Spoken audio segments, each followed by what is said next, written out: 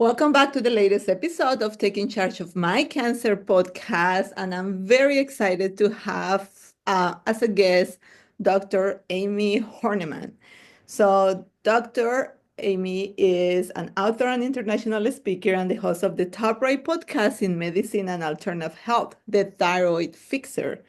Dr. Amie found the Better Thyroid and Hormone Institute, offering personalized care for thyroid and hormone health across the US and Canada. Dr. Amie is also the founder of the Fix R supplement line, targeting weight loss, fatigue, low libido, and hormone imbalance. Inspired by her own thyroid and hormone struggles, she is dedicated to helping others navigate thyroid and hormone issues with empathy and comprehensive care. Her mission is to optimize your health and restore your life. So, Dr. Harnaman, it's an honor to have you in my podcast, and thank you so much for doing this with me. It is my pleasure. Thank you for having me. Absolutely. So I was inspired by your podcast. I think I heard you on one of the interviews that Dr. Jen Simmons did with you. And I Yep. was like, oh my God, this is amazing. And I have been just kind of following you and kind of listening to your podcast. And I think that my audience is just going to be really in a great ride to hear all the information that you have to share. So again, thank you for My that. pleasure. So tell us about your role and how did you land into this, you know, like where you are now in social media platform and your podcast? What made you lead into all this? Yep. So many of us have a pain to purpose story as to why we're doing what we're doing now in the health space. And mine was no different. It started 27 years ago when I was competing in bodybuilding and figure competitions, doing a lot of fitness modeling. So a lot of dieting down, eating very clean foods, chicken, broccoli, fish, asparagus, hitting the gym twice a day. And this one show I was getting ready for. So you have a really, really strict diet, strict exercise regimen to prepare to basically step on stage in a bikini. It sounds kind of crazy when you actually talk about it out loud. But I was getting ready for this show, and I had done plenty of shows before, knowing how my body was going to respond to that diet and exercise plan. And this one show I was getting ready for, the scale kept going up. And it went up 5, 10, 15, 20, 25 pounds. I stopped weighing myself after I put on 25 pounds because at that point in time, and I'm shortening the story, of course, for our time restraints, but I was depressed. I was frustrated. I dropped out of the show.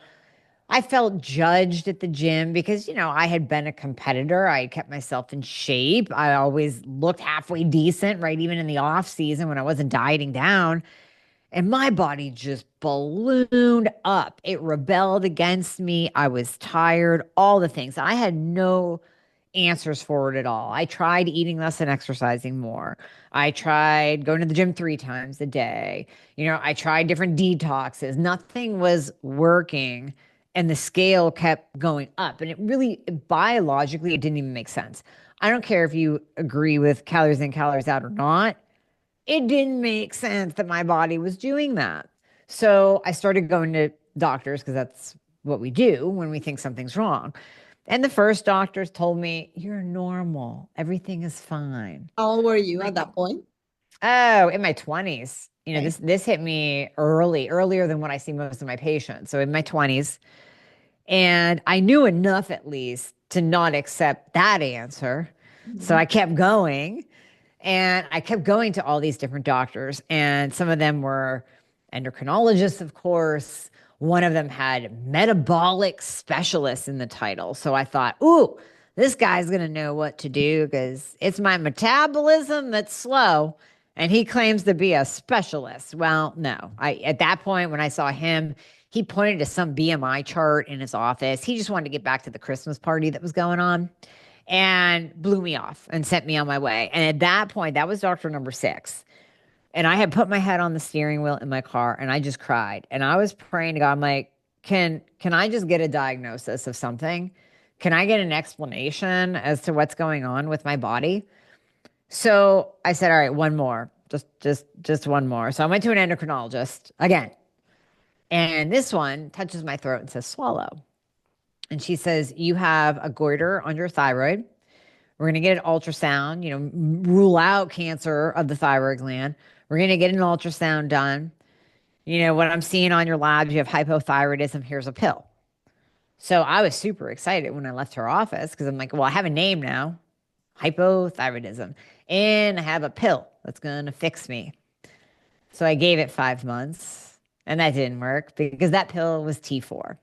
And T4 only doesn't work, FYI. That's my PSA of the day, is that if you're on T4 only, it's not working, but that's not the be all end all because there are alternatives we'll talk about. And after that, I kept hearing the name of a functional medicine practitioner. Back then, we didn't even know what functional medicine was. Like, what is this? But all these people started talking about how he met with them for 90 minutes. I'm like, wow. In the conventional system, I get 5 to 7 minutes. He sat with these people for 90 minutes. They're talking about their book of labs they had done. So, when you start hearing the name of somebody multiple times, and then you're like, okay, I get the message. I'm going to go now. So I made my appointment with him, and oh my God, he sat down with me for 90 minutes. And all the labs that he ordered, it was like this book, and he's going through them and painting the whole picture. He's like, oh, yeah, you're on the wrong thyroid medication. We need to change you over, and we need to address this. And I see this over here. And so he was doing all of these things and putting the pieces of the puzzle together in my blood work. And he talked about supplements and he talked about lifestyle and food, which I had pretty much down pat. But he's like, all right, well, let's shift this over here and take this supplement here to support this nutrient deficiency. And boom, I got my life back. The weight started coming off. My energy came back. My hair grew back. And at that point, I was like, this is unbelievable. I was in a major medical system. Think Cleveland Clinic, Mayo Clinic. This was UPMC Pittsburgh. Major, major medical system that you expect to get the top line care. Mhm. And 7 doctors either misdiagnosed and or the last one mistreated me. So I changed careers at that point. He became my mentor. I studied under him. I started working for him. I learned everything that he did with patients. I got my master's degree. I got my doctoral degree. I got my degree in functional medicine. And that's where I am right now, treating people the same way. We meet with people for 90 minutes and we go over their book of labs and we do supplements and lifestyle and bioidentical hormones and the right thyroid replacement and all the things to bring it together to really optimize people. So if you want to explain to the audience, like, what will be the difference between traditional medicine and functional medicine? That will be like a beginning to, because a lot of people, like now I know more just because I've been listening to a lot Yeah. of guys and Yeah. really kind of, I'm in a traditional medicine system as a physical therapist, but I kind of really get what you guys talk about functional medicine. But how can you explain that in like a light terms? Yeah. So functional medicine gets to the root cause of what's going on, where conventional medicine is more, takes the band aid approach, we'll say. And, conventional medicine, standard medicine is fantastic if you have an injury, if you tear your bicep, if you blow a knee, if you need a hip replacement, all the fixing things. Oh my gosh, we've come so far in medicine with that, with treatments. But when it comes to prevention, when it comes to optimization and longevity, like where you want to live your life to the fullest, you want to feel your best, you want to look your best, you want to perform your best, doesn't matter the age. Like you want to live like a rock star from now till the day you die. That's functional medicine. So if you come into the office and you say, I'm gaining weight, I can't lose no matter what I do. I'm doing this diet, I'm doing that diet, I'm working out, I'm doing a detox, I'm fixing my adrenals, I'm healing my gut, I'm getting good sleep, all the things. It's not working. I'm tired all the time. Whatever your symptoms are. Well, conventional medicine will be like, all right, well, here's an antidepressant, here's a sleeping pill, here's a statin, here's a blood pressure medication, here's a weight loss medication, whatever. And then functional medicine goes, well, all right, that sounds like we need to figure out exactly what is at the root cause of all of those symptoms. And that's where we test thyroid, hormones, insulin, nutrient deficiencies. So we dig to find what is at the root of those symptoms that you're experiencing. And then we treat that instead of loading you down with band-aid medications that then have other side effects and symptoms that go along with that, Yep. and can actually, ironically, damage the very thing that is the root cause problem. So if a doctor is slapping on antidepressants, and oh, this cracks me up too, when he gives birth control pills, he or she give birth control pills to like 40-year-olds to treat their hormones, so you're giving synthetic hormones to a woman who needs real hormones, and that birth control is going to tank your thyroid. So now this poor woman who just started off with needing a few hormones now has a thyroid problem because you gave her synthetic hormones. Oh, and she's at a higher risk of cancer. So it's like, no, let's get to the root cause so people can live their best life. Perfect. And then I'm sure that thyroid was your main specialty because that was your story, right? That's kind of motivate you to dig more into thyroid. So how can you explain to people, like, why do you think that thyroid is such an important part of your body and can drive so many things? So the thyroid is the master gland. So it Mhm. runs your entire body. It controls your glucose, your insulin, your sex hormones, your cortisol, your adrenals, your gut motility, your muscle movement, your body temperature, your blood pressure, your heart rate, your brain cognition, learning, memory. So I just rattled off a boatload of systems and things that it controls in the body. You have to start there. You have to start with a master gland. Now, just like you said, yes, I absolutely specialize in the thyroid, but then we have to bring in the other components of support of the thyroid. So we have to bring in bioidentical hormone replacement. We have to look at where your insulin is at because that can contribute to weight gain, obesity, inflammation. We have to look at the nutrient deficiencies. So, but we always start with the thyroid because it's the master. Okay. So usually I hear a lot, typical, right? You get to the traditional medicine and you get your TSH, you get your T4, and then that's it. You have based on that, oh, you now have hypothyroidism or you're fine. And then Right. the symptom has nothing to do with thyroid. So will you just explain a little bit like what is missing on that? Right. So testing. So your conventional medicine testing is going to be TSH, which is thyroid stimulating hormone. That is a pituitary brain hormone. It's not a thyroid hormone. So our hypothalamus in our brain talks to our pituitary, which talks to our thyroid and tells the thyroid to make more thyroid hormone. It's okay to test, but it's not the be all end all because that TSH can be in the normal standard lab value range. It can even be optimal per functional medicine. So we have our optimal ranges as compared to the standard huge conventional lab value range. It can even be optimal and you could still have a thyroid problem. So next up, what conventional medicine will test is free T4. And T4 is your inactive thyroid hormone. It does nothing. It has to convert over and become T3 in the body. So it really boggles my mind as to why conventional medicine would stop there at testing. Like, why wouldn't we want to know what level of the active thyroid hormone is in your body? So that's free T3. That's how we test that. Okay. Next up is reverse T3. And reverse T3 is a very fascinating test. Reverse T3 will increase when you are under trauma, injury, stress. So if you're lying in the ICU or the ER fighting for your life, reverse T3 will go up. Thankfully, it's built into our body as a survival mechanism. Thankfully, it will go up. And what it does is it tells our body, listen, you're in fight mode now. You have to survive. So you don't need to burn fat. You don't need energy. You don't need to think or make major decisions. You don't need to feel good. You don't even need to poop every day. You need to lie there and survive and heal.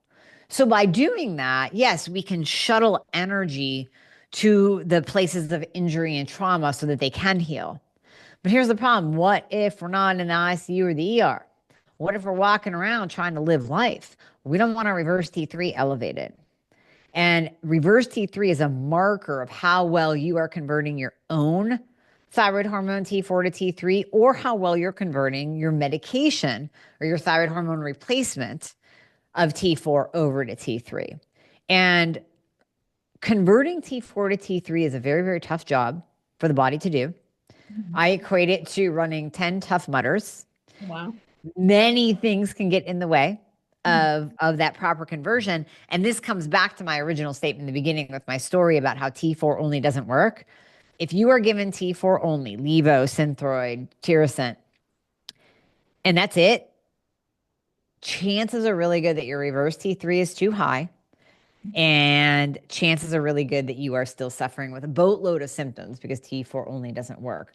So we have to check that reverse T3. And then finally, we want to check the TPO and the TGA antibodies. This is a marker. These are markers for Hashimoto's. So we want to know whether or not you have Hashimoto's. Now, TGA, thyroglobulin, is also a marker tied to a greater incidence of thyroid cancer. So we also want to look at that. And if we have to, we get an ultrasound, we do a biopsy, we check all the things. Got you. That was a perfect explanation. So how people who does not have a thyroid, either because they have cancer or because something happened and they have to take either partial or the whole thyroid out, are going to Mhm. manage that? There is hope. I have a full podcast on Thyroid Fixer podcast, literally entitled for thyroidectomy and radioactive iodine and partial thyroidectomy patients, because it's so important to get this message out. If you had to or have to have your thyroid gland removed, it's okay. We can rebuild those hormones. So, the first thing to know is after surgery, you're going to get, for the first couple of weeks, you're going to feel really good. You're going to get a thyroid dump of hormones. And some people, it'll last a week, some people last 4 weeks. And they won't even know anything was wrong. They won't even know anything was done. They're going to feel great. They might lose some weight. They're like, woo, I got energy now for the first time. This is awesome. And then you crash because standard medicine, and I am not slamming conventional medicine. Again, let me say, this is just what I see in my practice every single day, that people will have these thyroidectomies. And I go, well, that's funny. Did your surgeon tell you that they are removing the only gland in your body that can produce T3, the active thyroid hormone? No. Okay. Did your surgeon tell you that they're removing one of the main conversion glands of T4 to T3? Yeah, you get some conversion in the gut, in the liver, peripheral tissues, but a lot of conversion happens in the thyroid gland. No. Okay. And then they gave you T4 only. So it just, even when you say those sentences together, one will pause and go, oh, wait a minute. Yeah, that doesn't make sense at all. No, it doesn't. They should be giving you T4 and T3 to mimic what your thyroid gland produced. They should be testing reverse T3 to see if you can even convert T4 to T3. And this is where thyroidectomy patients, radioactive iodine patients, anyone that has had any kind of surgery on their thyroid, this is where you get the shaft because you're not going to feel better on T4 only. It's just not going to work ever. 100% of you need T4 and T3. Now, in what ratio and what combination, we don't know. That's unique to you. And you have to be working with a thyroid expert to figure that out. But when you get those thyroid hormones built back up through the proper medication of the proper dose and the proper ratio, you feel like yourself again. You'll never even know you had surgery. Okay. No suffering needed whatsoever. Okay. Now, my other question goes as I work with cancer patients all the time. And as I was Mm-hmm. mentioned a little bit before we start the podcast, the majority are breast cancer patients who are in estrogen blockers. Mm-hmm. And they struggle with because estrogen blockers. So how is that correlated with thyroid function? And how do you manage these patients who are dealing with, tiredness and, low libido and all these other symptoms from low estrogen? Right. So, ironically, we were talking about Dr. Jen Simmons. Yesterday, I did a podcast where the host actually referenced her interview with Dr. Jen and said, she was talking and she said, "Do you know actually what tamoxifen is?" I'm like, "Well, it's an estrogen blocker. She goes, "It's an estrogen derivative."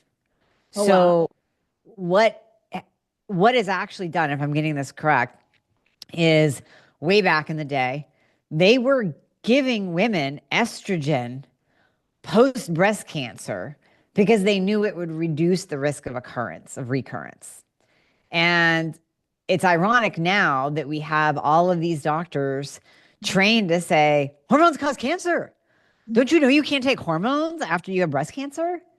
When in reality, when you look at the experts, when you read the studies, when you listen to the experts, like Dr. Jen Simmons, like Dr. Julie Taguchi, who I've also interviewed on the show, these oncology specialists, Dr. Lindsay Berkson, a breast cancer survivor, DES daughter, will say, I've been on hormones and I prescribe hormones to any woman post breast cancer because they protect and they reduce the risk of recurrence. And Dr. Julie Taguchi, when she was on my show, she even told the story of testosterone and how testosterone replacement literally extended a man's life by years when he was given 6 months to live. So hormones are vital. Now, when it comes to the thyroid, the hormones and the thyroid play together. So if you have, and we know that the thyroid is very, very sensitive to any kind of trauma and stress in the body. We'll see Hashimoto's, the autoimmune form of hypothyroidism. We'll see that present itself after any kind of major stress, trauma, or even perimenopause, menopause, hormonal shifts. Well, when you give a woman an estrogen blocker, you are throwing her into menopause despite the age, right? So you're immediately tanking her estrogen and you're throwing her into a medicated menopause. Well, with that, now we come back to the thyroid and we say, oh my gosh, now we're seeing something called thyropause Mhm. because the thyroid is now not working well and starting to shut down and go wonky because of this crazy hormonal cascade that the body was put on. Now, we can see this during pregnancy, a very natural hormonal cascade. We could see it during puberty. We could see it during perimenopause. We could see it during menopause. But we can also see it post any kind of surgery, post any kind of cancer and cancer treatment, because that's a huge stress on the body. And then when we layer in actually blocking hormones that can help us, Mhm. well, that's another stressor on the body. So anytime, I mean, every single one of your patients, every single one of your listeners needs to have their full thyroid panel done. And I would say at least yearly. If you're over the age of 40, ladies, cancer or not, you're probably headed into thyropause. So get them checked. And at the first sign of any kind of symptom, you get that full panel done. Great, perfect. So I was gonna be my next question. If you have three valuable tips for patients who are dealing with any of these symptoms, one will be to do the panel. What Yeah. else would you be advising to them? Yeah. So you want to test, don't guess. So you know your numbers. We actually have a very unique interactive quiz on the website. If you go to dramie.com/labs, this is going to walk you through question after question of what your labs are, all the labs that we talked about, plus the hormone labs. And it's going to give you real time feedback on what your numbers mean. So that's going to guide you as well. So maybe, okay, you might need to start looking into a little bit of T3. You might need to talk to your doctor about changing your medication. You're on too much T4, your reverse T3 is high. You might need to look into estrogen, progesterone, testosterone, all of that. So we have that interactive quiz. So test, don't guess. Then, once you get those markers back, you want to take the quiz, and that way you know if you are in the optimal range or not. What you don't want to do is look at your labs and go, okay, do I see an H or is anything red? No. Oh, okay, I must be good. I'm normal. Because I was told I was normal. Everything was fine. I was told that by 7 different doctors, 6 different doctors. So you have to know what your optimal range is. And that's the other thing about functional medicine is we go by optimal. So the standard lab value range that you see on a lab test, this was taken from groups of sick people. They just tested the masses. They took the diabetics, they took the people 100 pounds overweight, they took the people hunched over that can barely walk, and they tested them. And that's how we got this huge range where Okay. functional medicine comes in and goes, let's take the badasses over there. Give me that 70-year-old that's still skiing. Yeah, let's test him. Give me that 65-year-old woman that looks like Raquel Welch. Yeah, let's test her. And and that's how we get the optimal range. So we take people that are living their optimal best life, and that range is a lot more narrow. It's Mhm. like a tiny little bullseye instead of a big target. So that's where we want you to be. So you have to be in the optimal range. And then after that, the third would be, oh my God, please work with a thyroid and hormone expert. And do not, as much as we've been talking about functional medicine, I want to give this warning. So, what I see a lot of people do is they will go to the naturopathic or functional doctor that's in their town because they use the word functional in their marketing.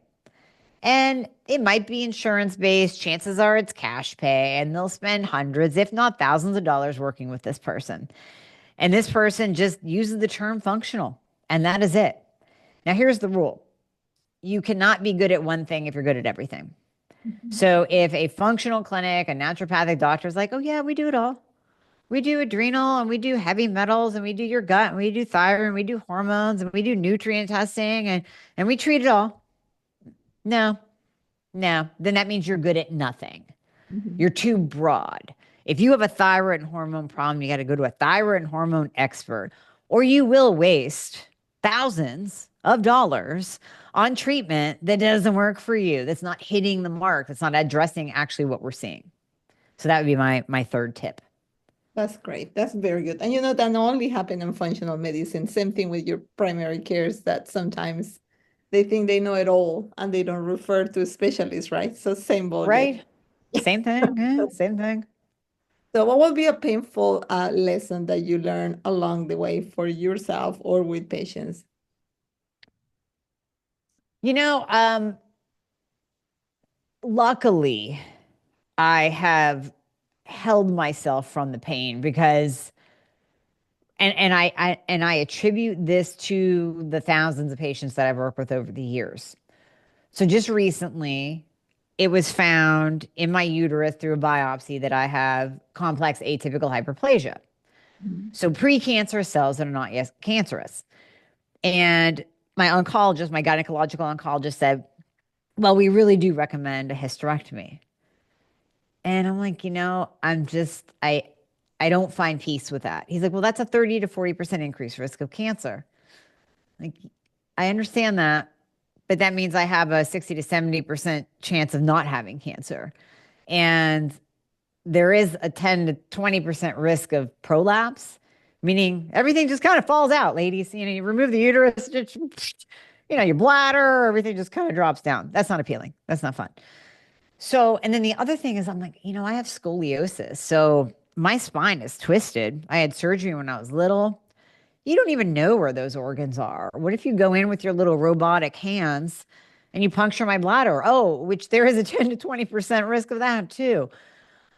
So I opted to not, so far, I've opted to not do the hysterectomy. And I am doing everything possible to keep those cells precancerous and not cancerous. Now, will I ultimately win in the end? I don't know.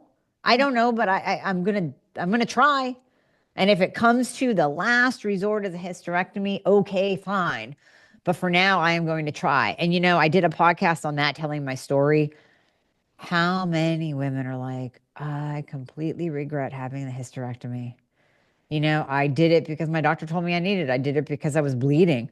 I did it, and they didn't even know. Maybe you just use progesterone. My God, I wish that was as easy for me. Just take more progesterone. You'll stop the heavy bleeding. Don't take your uterus out. Mhm. So that really was it. It was a not a painful lesson. Yeah. It could have been a painful lesson, Yeah. but yeah, that's how I approached it. What do you do to try to keep your cells to continue being, healthy cells and not become cancer cells?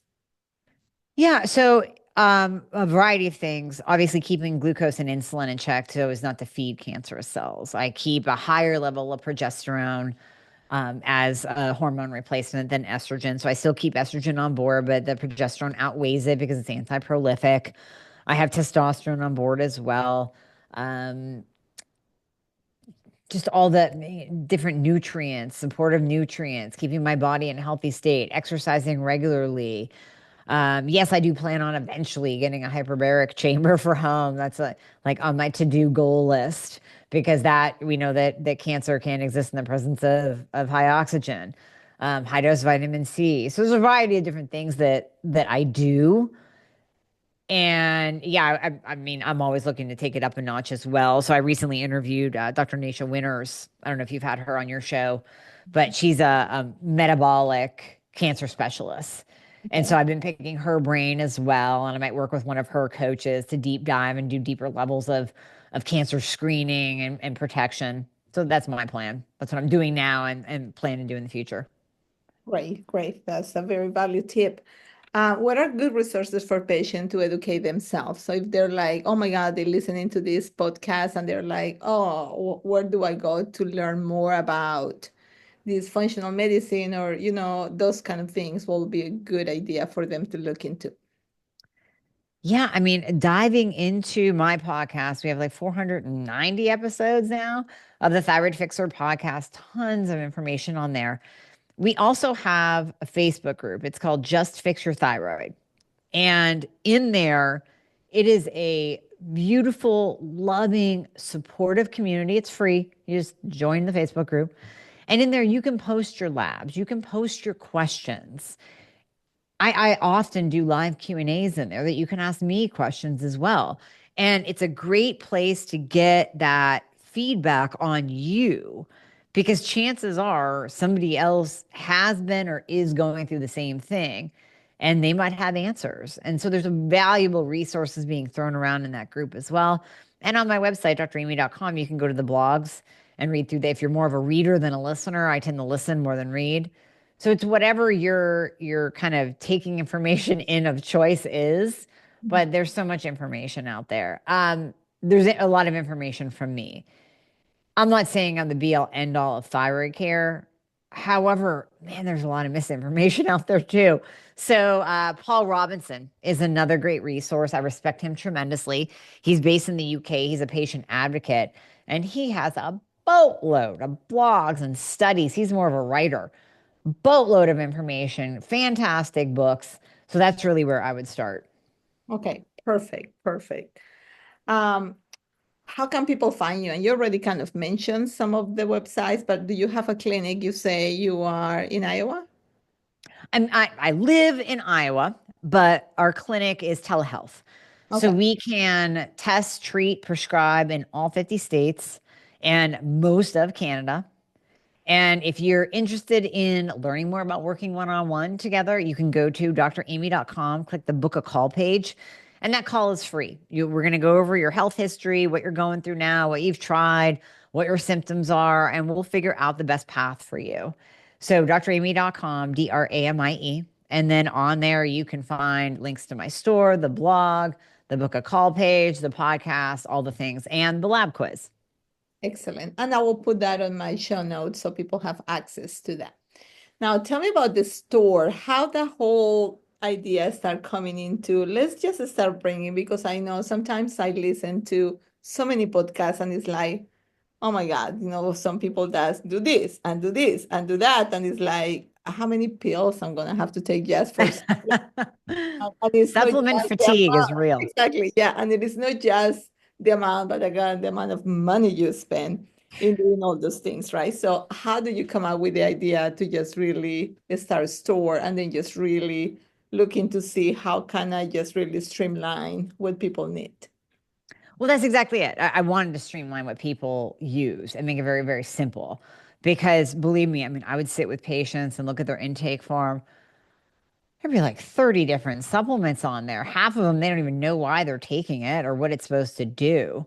Mhm. So I'm all about simplification. And I built the Fixer supplement line based on what I see in my practice from my patients. So number one, the first child of the Fixer line was Thyroid Fixer, and that contained T2. Now I've been studying, researching T2 for 15 years. It has over 30 years of research behind it, and it is a potent thyroid metabolite, thyroid hormone, except it doesn't actually work on your thyroid gland. It works at your mitochondria.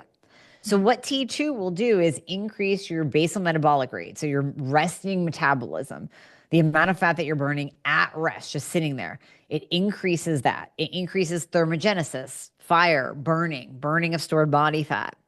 It browns white adipose tissue. So that's why we jump in cold plunges to brown that white adipose tissue, to get rid of the squishy fat, and to make us more metabolically healthy, improve our insulin sensitivity. It acts like an exercise mimetic. So it protects your muscles, stimulates your muscles, but only burns body fat. Working at the mitochondria level, it increases ATP production. So that's nice, steady energy through the day. So Thyroid Fixer was built off of what I kept seeing in my practice, people on T4 only, and it didn't work. And these ladies were struggling with low energy and low metabolism. Now, I had tried this in the past. It was really only available in kind of like the bro science world. So I Okay. would be giving these 40-year-old women, 45-year-old women, 50-year-old women this bro science product. And they would look at me like I had five heads because it had like an angry gorilla on it. And so finally, when I'm like, okay, I've been studying T2 now for 15 years, I need to bring it to market. So that is the active ingredient in Thyroid Fixer, along with L-tyrosine. It helps improve thyroid function, thyroid hormones.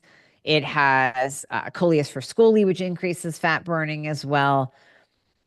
But then I figured out that too many people are asking me if I can take Thyroid Fixer if I don't have a thyroid problem. I'm like, oh my God, yeah, you can, because it's T2. It's not going to downregulate your own thyroid production. Okay, I named it after the brand. I need another product, Metabolism Fixer. Metabolism Fixer was born. And this is a very yummy powder that contains T2. I throw it in my water all day long. It also contains suppressa to help suppress our appetite by about 69%. So I always say better than Ozempic because it's way cheaper and won't slow down your gastric motility and make you lose muscle. So that's Metabolism Fixer. And then I have Blood Sugar Fixer with berberine. So many people have insulin resistance and type 2 diabetes. Oh my gosh. Hormone Fixer is for the low testosterone in women. So many women have low testosterone. It's crazy. Hashimoto's Fixer, which is black cumin seed oil. Black cumin seed, and this will be of interest to your audience, black cumin seed will lower your Hashimoto antibodies. It will lower antibodies of any autoimmune condition. It is one of the only supplemental ingredients that we can say reduces your risk of cancer Oh, wow. because it is backed by so many studies. And I always tell people this, I'm like, listen, you don't even realize what you can say and can't say in the supplement world. If you say anything with the C word in it and you don't have a boatload of studies behind it, you are getting banned. You're getting kicked off. Your credit card processor will shut you down. You just don't do it. And black cumin seed oil is the one that we can say, because there's enough studies behind it, reduces cancer risk. So that's part of what I call my no duh supplements, meaning like everybody should take this every day. Duh, of course. Like you just take it. So I take my black cumin seed oil every single day. So that's another addition to my anti-cancer protocol. Awesome. Great. And none of that really is contraindicated, right? Because you just really support Mm. the system, right? No matter Yep, what you're doing. absolutely. Do you recommend that even during active cancer treatment, like if they're on chemotherapy or they doing any other, type of cancer treatments? Is that okay? Well, during active cancer treatment, you probably don't need to lose weight because you're kind of battling that sarcopenia. So I would absolutely add in the Hashimoto's fixer. Of course, check with your doctor. Have to do that disclaimer. Add in Hashimoto's fixer. Iodine is amazing because that's a great detoxification agent. I have liver fixer, which is a fantastic liver support because we want to keep the liver processing all the toxins and chemicals out of your body. So yeah, I mean, is vitamin D, magnesium, all of the basics or in my knowledge, to my knowledge, and based on my research, totally fine. Okay. Perfect. Unless your doctor says otherwise for some reason, right? Absolutely. Absolutely. Great. Is any one question you wish I should ask you and will you have answered before I let you go? Girl, you covered everything. I don't even know. Yeah, no, I mean, we talked about labs, treatment, um, T2. Yeah, you really covered it all. You really did. We even talked a little bit about hormones. Excellent. Very good. That was really, really enjoyable. I learned still a lot. And like I say, I really appreciate it. I think people is gonna be like, oh my God, so how do we manage this situation? Again, I work in a traditional medicine with, breast cancer is based on hormone Right. markers. And then if you're ERPR positive, you get into, those progesterone estrogen blockers. Yeah. That's the Yeah. rule of thumb. And then I see women just struggle with the secondary effects for this day in and day out. And it's like, talk to your doctor about it. And if this doesn't work, and then I want you to listen to this other podcast and listening to, Dr. Simmons and listening to the Yep. other people and see, but it's hard for them, right? Because it's one thing what your cancer doctor is telling you. And then if I go against that, I'm going to give myself another recurrence, right? And I'm going to, like, what can I It's do? scary out there. Yeah, no, it is. It is scary out there. It's I don't think it matters whether you are dealing with a cancer diagnosis or Hashimoto's. You have to do your own research and become educated because it would be similar to the Hashimoto patient, hypothyroid patient going, "Oh, okay, well, my doctor said to take T4 only. I feel like garbage, but I'm just going to do what my doctor says. I gained 20 pounds, which I know is going to increase all cause mortality, but I'm just going to do what my doctor says. Oh, I can't get out of bed in the morning and lost my job, but I'm just going to do what my doctor says." I mean, it's the same thing. You have to do your own research and figure out what's best for you. Doctors aren't gods. They are not your God. So they know a lot. They have good education. They have good experience, but you still know your body better than anybody.